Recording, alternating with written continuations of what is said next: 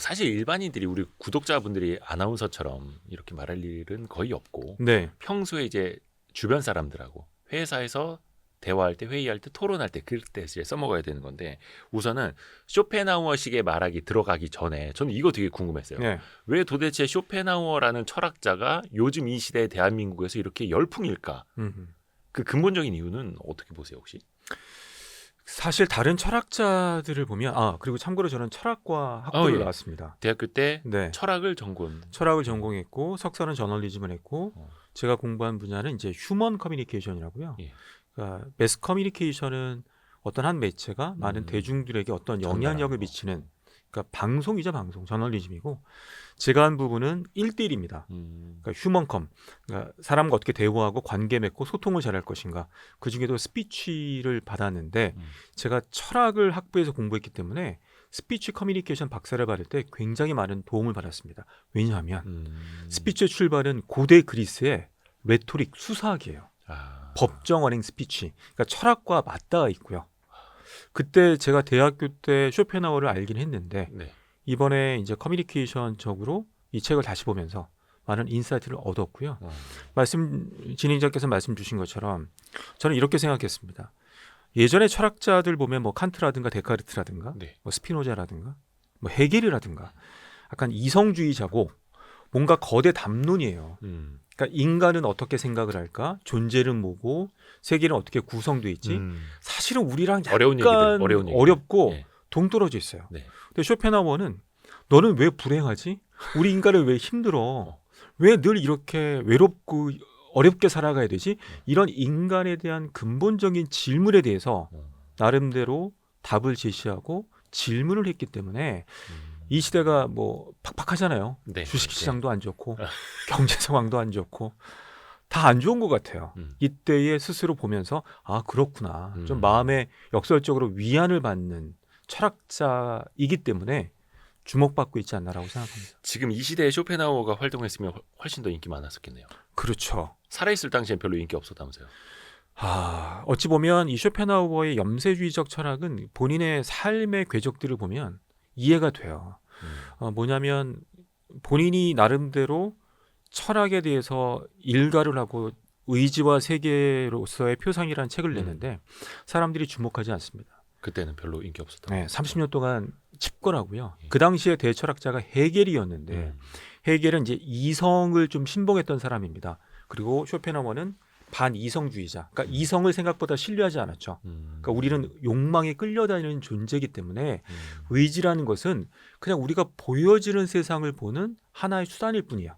근데 헤겔은 이성을 통해서 정반합, 뭔가를 발전해 나간다는 주의였잖아요. 그러니까 너무너무 싫어했고 심지어는 본인이 책을 내고 베를린 대학교의 강사로 취임을 하는데 네.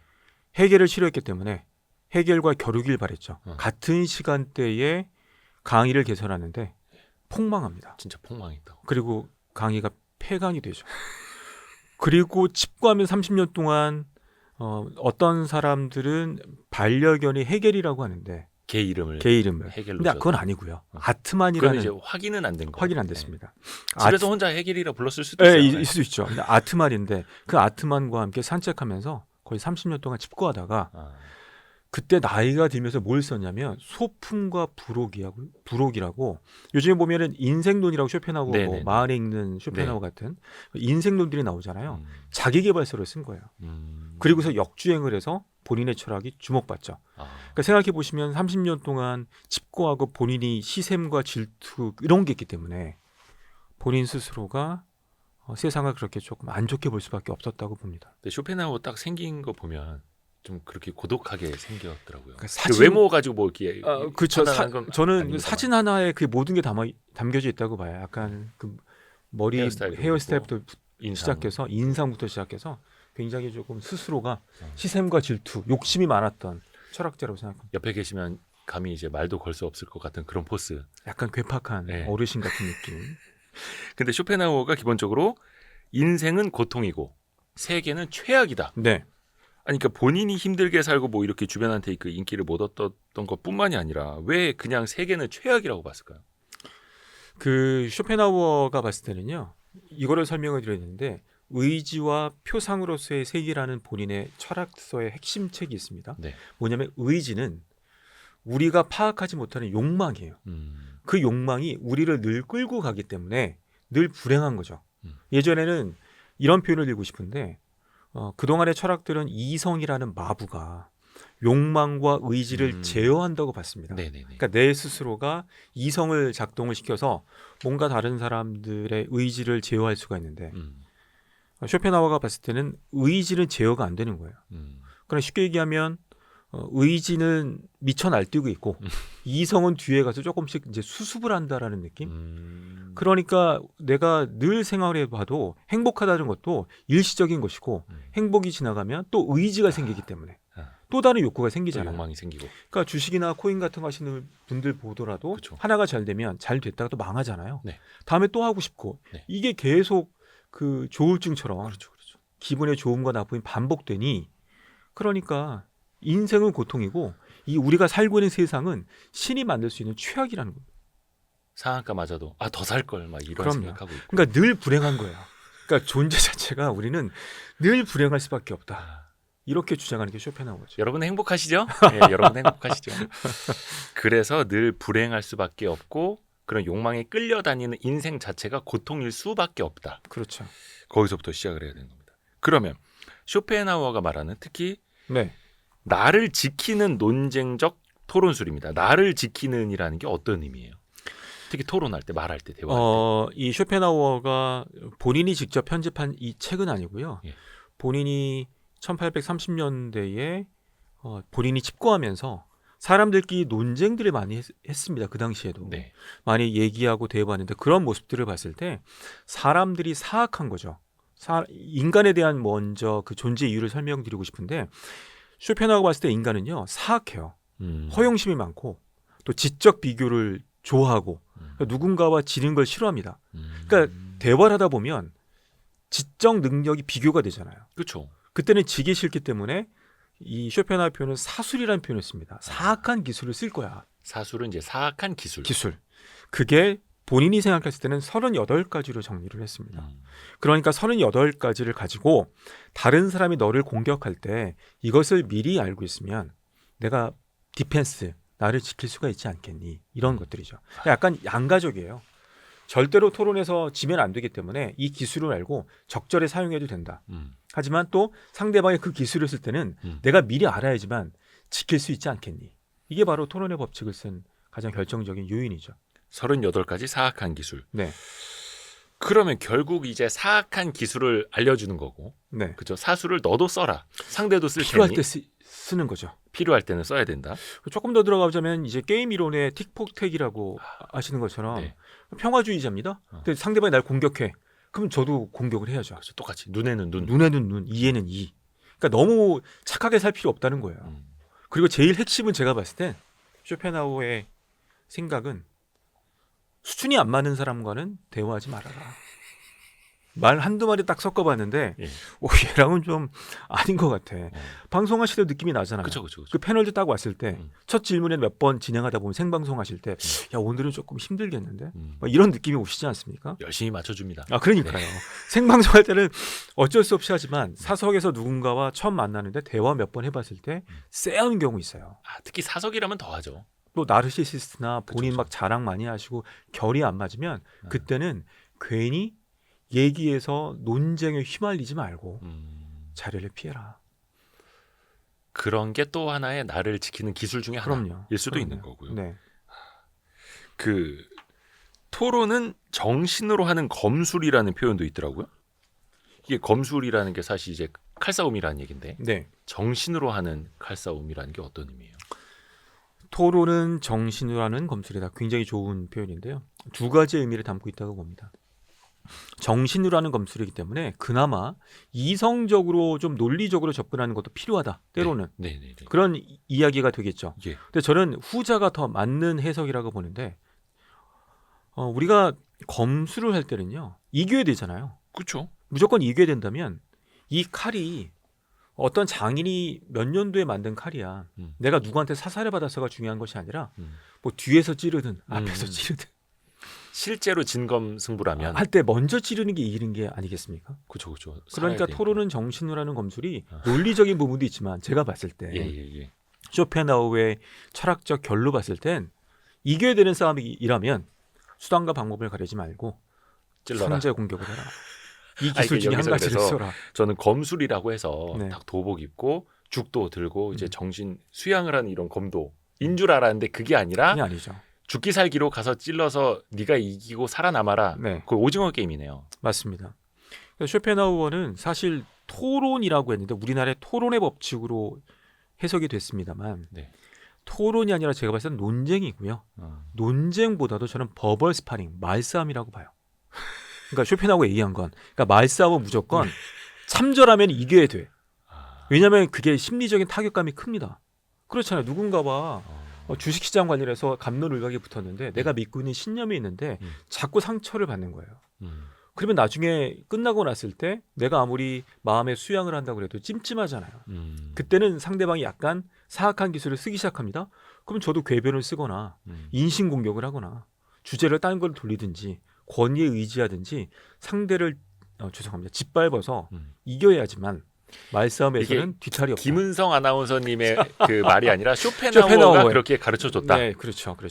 근데 이게 또 쇼펜하우어의 어떻게 보면 이제 삶이었던 것 같기도 하고요, 그렇죠? 네, 본인이 그렇게 또 했겠죠? 했겠죠.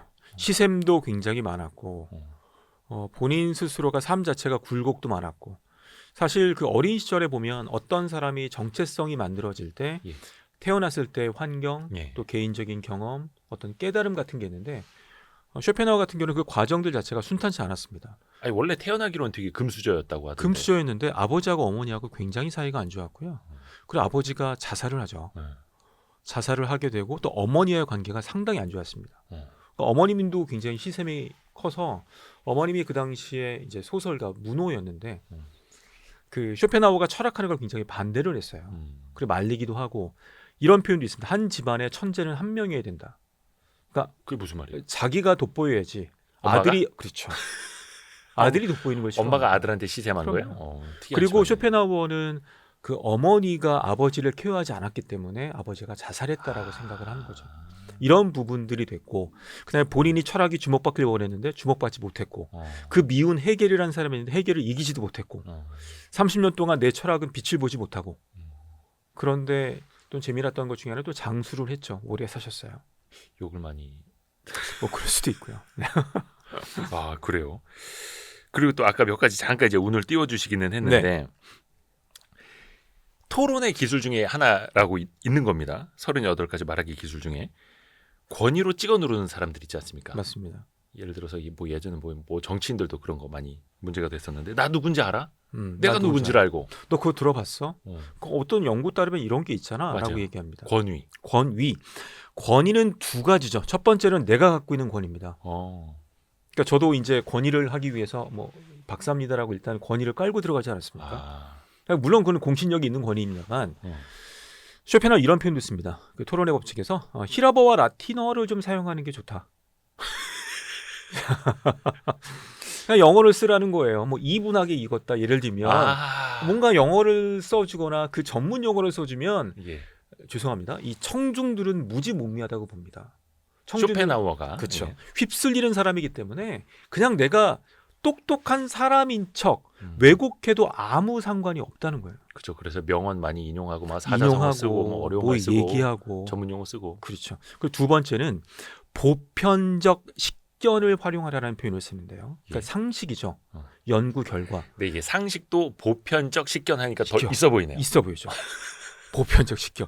근데 쇼펜하우어가 저는 이 토론을 진짜 재밌게 본 내용 중에 하나인데요.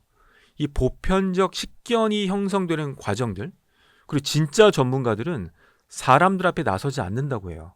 왜냐하면 예. 본인이 연구하기 바쁘다는 거죠. 그렇죠. 근데 가짜 전문가들이 이 세상에 설치고 있다라고 얘기를 하면서 보편적 식견이라고 하는 것도 보십시오. 자칭 전문가 한두 사람이 서로 간에 얘기를 해요. 네. 그거를 추종하는 사람들이 그거를 믿기 시작합니다. 그러면 대다수의 사람들은 어떻죠? 쇼펜하우어가 봤을 때 게으르다고 봤어요. 네네네. 게으릅니다. 그러니까 그거를 검증하지 않죠. 그렇죠. 그러니까 어느 순간인가 사람들이 추종자가 많이 생기면서 그것이 상식과 진실인 것처럼 생각이 되고 네네네. 또 다른 진짜 전문가가 검증을 하려고 해도 이게 안 되죠. 너무나 딱딱한 보편적 식견이 되어 있기 때문에 상식이 되는 거예요. 나중에 이걸 따르지 못하면 문제가 발생하는 거죠. 쇼펜하우어는 있는 척하는 것처럼 보여야 되고 그리고 권위 있게 얘기해야 된다. 그러니까 제가 그거를 해설을 했을 때 그래서 이것도 있다고 봐요. 이런 얘기 있잖아. 어떤 연구에 따르면 어떤 학자가 이런 얘기했잖아 라고 하면 그 학자와 그 연구가 무엇인지를 묻는 것도 중요하다고 봅니다. 아예 그 출처라든지 그렇죠. 정확한 데이터. 뭐 유튜브에서 봤잖아. 예. TV에서 봤잖아. 이런 것들도 한번 검증할 필요가 있죠. 근데 대부분의 분들은 그때 어디서 나왔어 라고 얘기하는 순간에 내가 자신이 없다면 휩쓸려 갈 수도 있다라는 표현이 있습니다. 그러네요. 조금 더 들어가 보자면 저는 진짜 지식과 가짜 지식이라는 표현을 좀 쓰고 싶은데 네. 이 재미난 일화인데 제가 워낙 재미있게 말을 못하기 때문에 물론 대중관계에서는 재밌게 하는데 네. 제가 이제 방송만 하다 보니까 이렇게 카메라가 있으면 예. 진지 근엄해지는 것 같아요. 그죠. 그게 이제 아나운서병이라고 합니다. 맞습니다. 예. 제가 그 뜨고 싶었는데 뜨지 못했던 결정적인 이유가 뉴스를 너무 오래 했고 그리고 카메라 앞에만 쓰면 굉장히 진지 근엄해지는 것 같아요. 딱 바른 자세로. 근데 대중 강연은 그렇지 않습니다. 나름대로 굉장히 웃기다는 그렇죠. 자부심을 갖고 있고요. 진짜 지식과 가짜 지식이라는 표현을 제가 쓰고 싶은데 1918년도에 네. 막스 플랑크 교수님이 노벨 그 물리학상을 받습니다. 네. 그다음에 양자 물리학이라는 어려운 내용을 가지고 이제 물리학상을 받고 강연을 다니시는 거예요. 네. 강연을 다니는데 뭐 몇 달 동안에 여러 번 뭐 20회 넘게 강의를 다니다 보니까 힘드신 거죠. 그래서 이제 차로 이동을 하는데 네. 한숨을 쉽니다. 오늘 너무 힘들어. 근데 그걸 듣고 있는 운전기사가 제안을 합니다. 교수님, 제가 강의를 너무 많이 들어서 저도 강의를 할 수 있을 것 같습니다. 운전기사가. 그래서 맨 앞자리에 예. 제 모자를 쓰고 운전복 기사복 입으시고 앉아 계시죠. 근데 그 막스 플랑크 교수 들어보니까 재밌겠거든. 몸은 힘들어 죽겠고. 네네. 그러니까 실제로 강의를 합니다. 와, 운전기사가요. 운전기사가. 근데 20회 넘게 들었기 때문에 네네. 이 분도 똑똑하신 분이죠. 그쵸. 다 외웠겠다. 핵심 내용을 쫙 얘기를 합니다. 근데 위기가 도래합니다. 강의를 마쳤는데 한 박사생이 질문을 던진 거예요. 뭐라고? 근데 그 어려운 내용을 질문을 했겠죠. 네, 근데 네. 그 운전기사가 어떻게 면피했냐면 정말 이렇게 똑똑한 박사분들이 이 정도 질문밖에 못하는 것에 대해서 좀 화가 난다. 이 정도 수준은 여기 앞에 있는데 운전기사가 답변을 할 것이다라고 얘기를 합니다.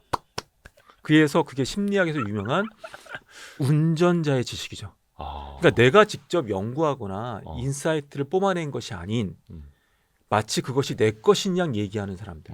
가짜 지식. 그런 것들이 좀 사실 많잖아요. 그 막스 플랑크 교수님이 진짜 답변 잘했겠네. 그렇죠. 쪼수, 네가 얘기해봐. 그러니까. 훨씬 더 잘하고. 운전기사 더 잘한 거죠. 와. 그러니까 이 권위라고 하는 것도 한번 그 출처에 대한 확인도 필요하다는 말씀 드리고 싶어요.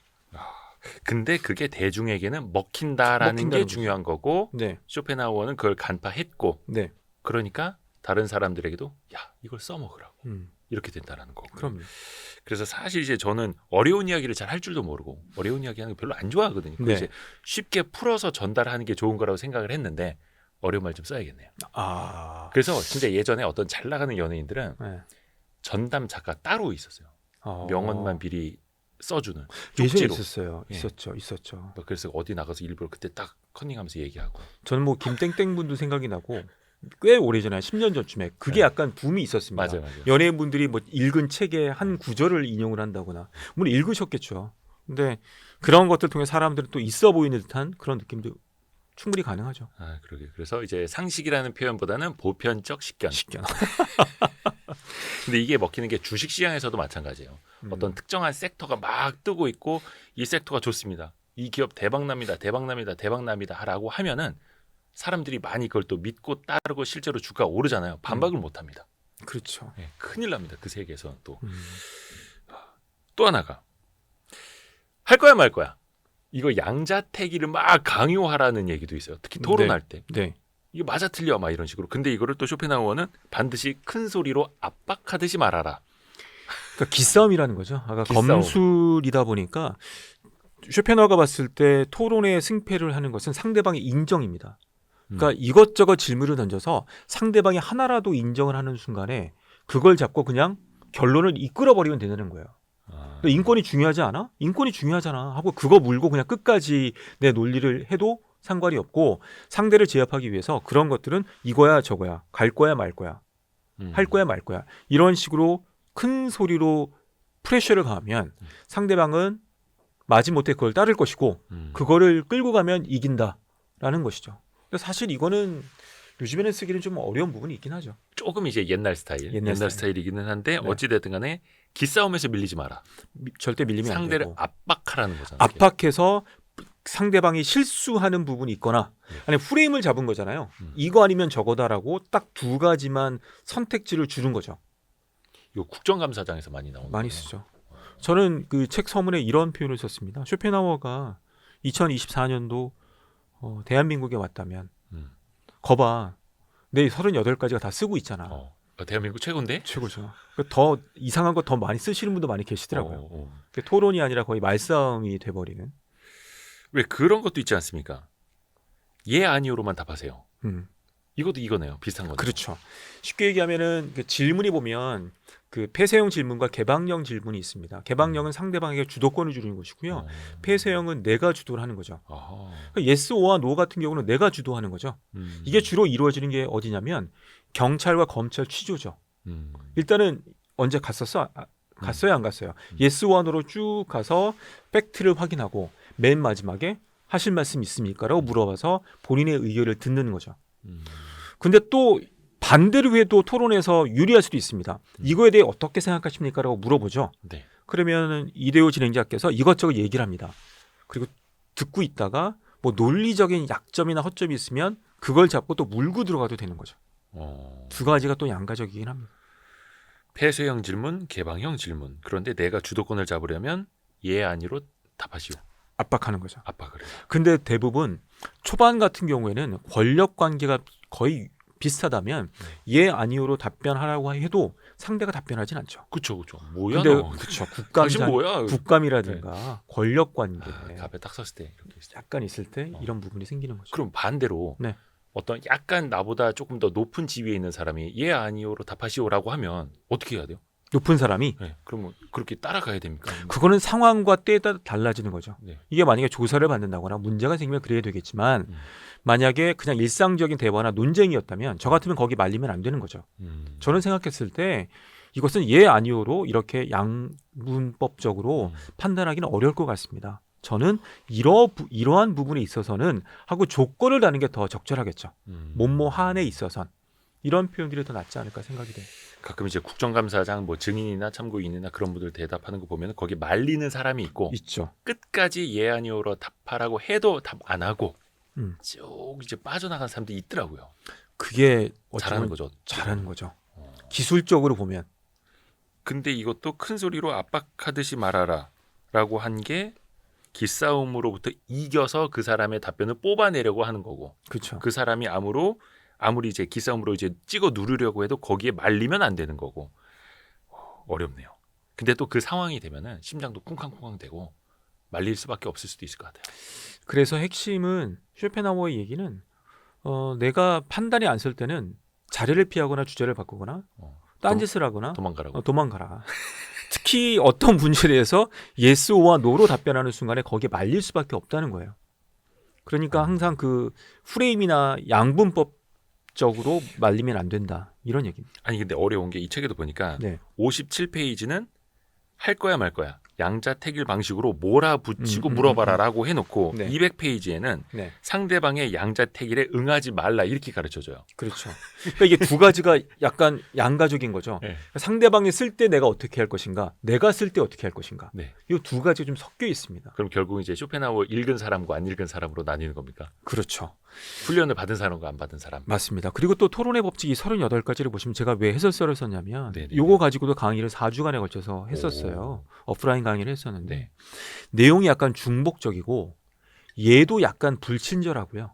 조금 내용이 겹치는 부분이거나 충돌되는 부분이 있긴 합니다. 그렇더라고요. 네, 그러니까 두 가지겠죠. 다시 말씀드리면 상대방이 사수를 쓸 때 내가 어떻게 할 것인가에 대한 얘기도 들어가 있고 음. 내가 이걸 쓸 때 또 어떻게 하라는 것도 뒤섞여 있다고 보시면 될 것 같아요. 하기사 근데 뭐 검술도 마찬가지네요. 그럼요. 호신술도 마찬가지고 뭐 복싱도 마찬가지고 페이크 방어도 쓰는 하고 것도 페이크도 그렇죠. 쓰고 공격도 하고 방어도 하고 근데 이런 그 부분들이 있는 거죠. 상대방의 기술을 또 알아야 내가 피할 수도 있고 또 써먹을 수도 있고. 네. 59페이지에 이거 되게 중요한 거 나옵니다. 헛소리도 진지하게 하면 먹힌다. 아니 이거를 쇼펜하우어가 진짜 이야기를 한 거잖아요. 네, 맞습니다. 어떤 표현이냐면 내용 없는 말도 예. 심오하고 학술적인 말로 해라. 왜냐하면 듣는 사람들은 생각보다 지적 능력이 떨어지기 때문에 아까 같은 결이에요. 히라버와 라틴어 같은 경우도 네. 별게 아니지만 그 어떤 연구에 따르면 이러이러한 요소들이 있었고 좀 전반적인 그 매크로적으로 봤을 때는 이런 이슈가 있어서 이렇게 되는 게 맞는 것 같아. 우리가 좀 빌드업을 해서 디벨롭을 합시다. 뭐 이런 뭔가 진지하고 어려운 용어들이 많이 있으면 사람들은 그게 뭐가 있구나라고 생각을 한다는 거예요.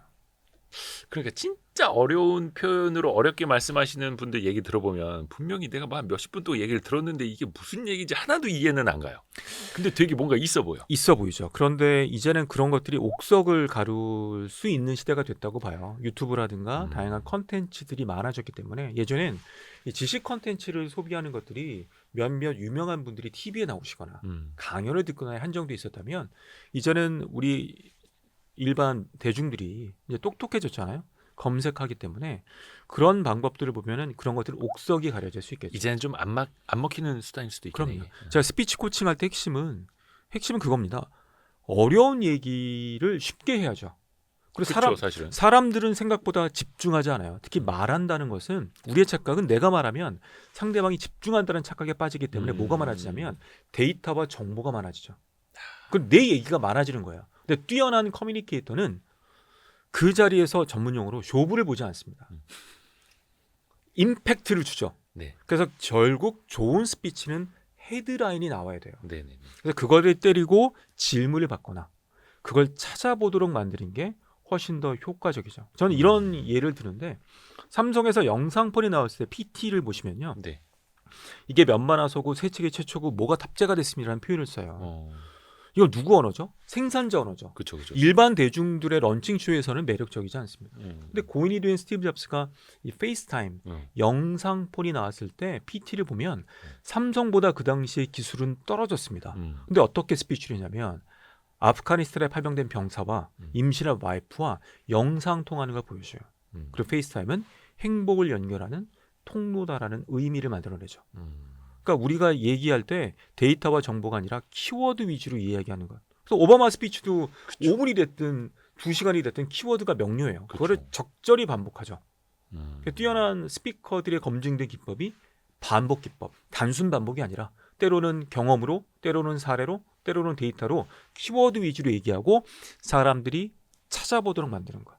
이게 더 뛰어난 거죠. 근데 그 당시에는 아마 지적 허영심이 강하다는 표현을 많이 썼어요. 쇼펜하우어 시대에는 한창 철학사적으로도 많은 논쟁이 있었고 정말 쓸데없는 것 같다가 논쟁을 하고. 그렇죠. 그 당시에 막 칸트 얘기 나오고 헤겔 얘기 나오고 그러다 보니까 사람들끼리 이제 살롱이잖아요. 살롱, 커피하우스. 네.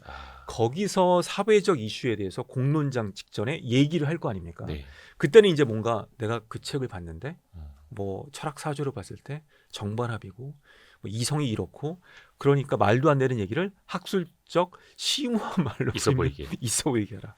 근데 지금은 좀 안 통한다고 봐요. 그렇죠. 그래서 지식이라는 게 진짜 어디 뭐 국회 도서관에 있는 무슨 책을 통해서 봐야만 알 수 있었던 그런 시대랑 네. 그냥 뭐 뚝딱뚝딱 인스타그램만 검색하고, 봐도 이제 검색해도 다 체크하는 나오는 거죠. 시대랑은 다른 네. 거고. 그럼요. 그래서 헛소리도 진지하게 하면 먹힌다. 먹힐 수도 있지만 지금 시대에는 안 통한다. 요게 헤드라인이 또 되겠네요. 근데 쇼펜하우어 이 형님이 참 재밌으신 것 같아요.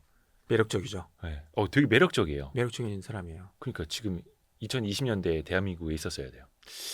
그럼 아마 유튜브 구독자 한 300만 되지 않았을까? 그럴 수도 있고 제가 이 책 그 논문이랑 책들을 본 게 2023년도였는데 약간 후유증이 있더라고요. 거의 한 1년 정도 뭐 다른 책도 같이 작업을 하고 뭐 다른 강의도 했습니다만 이 책을 쓰면서 너무 여기에 몰입하다 보니까 제가 약간 쇼펜하우어가 된 것 같은 느낌? 약간 우울증도 좀 생긴 것 같고 그리고 인생은 고통이다라는 생각도 들기도 하고 어. 좋았다가 나빴다가 조울증도 좀 있는 것 같고 어. 웃자고 했는데 별로 분위기가 안 좋았어요. 아니요, 일부러 진지하게 받았습니다. 진지하게 받았습니다. 진지하게. 아니 근데 쇼펜하우어가 그런 되게 현실적인 이야기를 뼈 때리듯이 해줬는데 그게 지금 현대를 살아가는 사람들한테 딱 맞아 떨어지는 거잖아요. 그렇죠. 툭 던진 거죠. 음. 염세주의자로. 음. 사실은 첫 책은 굉장히 어려워요. 의지와 표상으로서의 세계는 철학 제목도 어렵습니다. 의지와 표상으로서의 세계인데 우리가 지금 요즘에 열광하는 책은 소풍과 부록이라고 거기 부록서예요. 그래서 에세이식으로 살아보니까 이렇더라라고 이제 에세이식으로 쓴 게 요즘에 주목을 받고 있는 거죠. 쉽게 써야죠. 쉽게 써야죠. 쉽게 써야죠. 근데 본인은 일단은 있어 보이게 했다. 네.